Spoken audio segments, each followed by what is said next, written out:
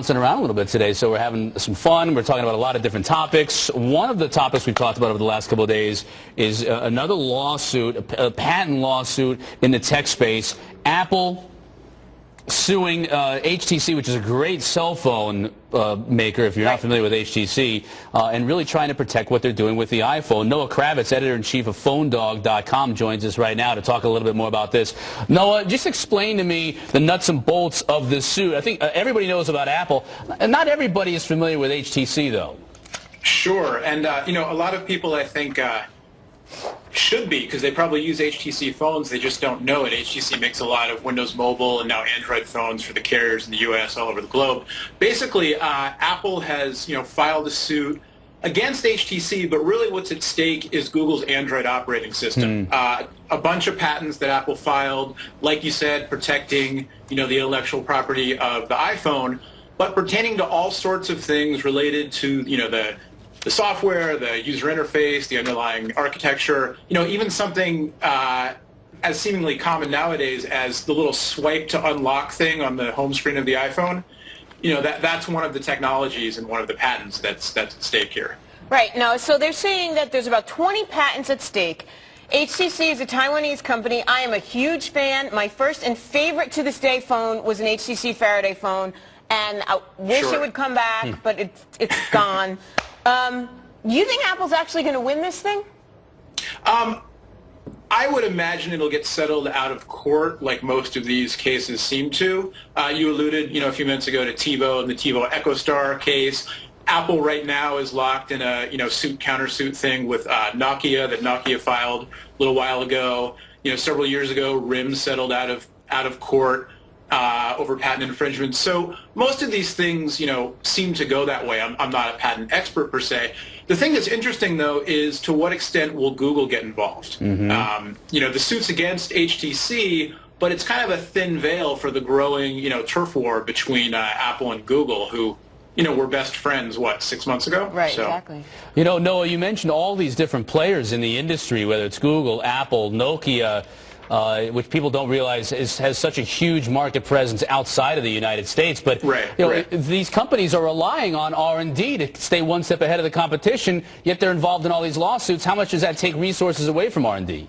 Well, that's the thing is as a consumer, you hope that that doesn't happen and that innovation doesn't get stifled because of exactly what you said. And a company like HTC is a big company, but not perhaps, in the U.S. and perhaps globally, on the level of an Apple or Google, certainly in terms of resources. So you really hope, that the big cell phone show in the U.S., the CTIA trade shows in 3 weeks. And so, a company like HTC should be prepping for their announcements at the show, not embroiled in legal battles. So, yeah, you really hope it doesn't detract from innovation that, eventually makes it to the end consumer. But I think then, to take that a step further, it totally detracts from innovation. If I got to be worried that I come up with a new product and I'm going to have big monster Apple coming down my back because maybe one small piece of it is infringing on one of their patents.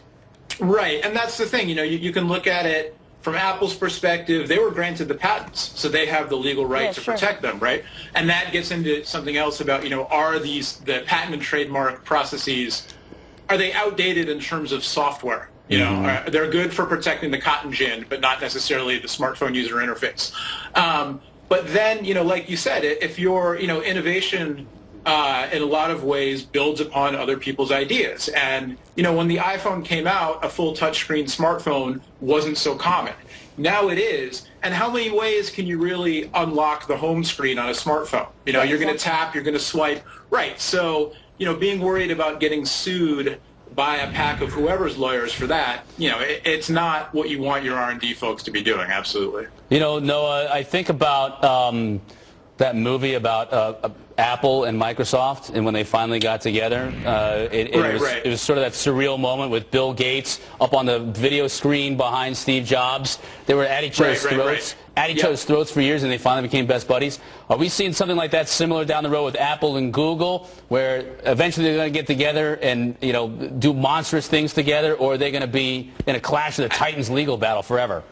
Right now it almost feels like the opposite. Like they were, Eric Schmidt was on Apple's board, and now he's not. And now the day that Google launched their Nexus One, the HTC made smartphone that's under Google's, you can buy it from Google's store and everything.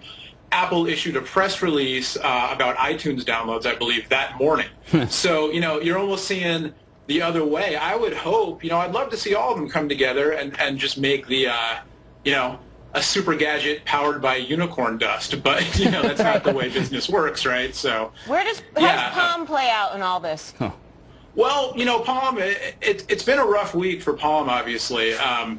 But I'm a big fan of all the products we're talking about. I'm a big fan of Palm's new WebOS operating system. I think in some ways it kind of combines the simplicity of the iPhone with all of the power and, live notifications and that kind of thing, connectivity of Android.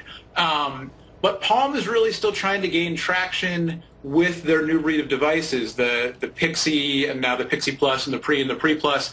And, that you guys know better than I do from the financial standpoint that, when they kind of preemptively announced that they weren't going to meet revenue expectations, that's because consumers just haven't adopted these new devices at the rate they were hoping for. So, Palm, there's been talk about Palm perhaps being bought or merging with, somebody down the line or in the nearer term.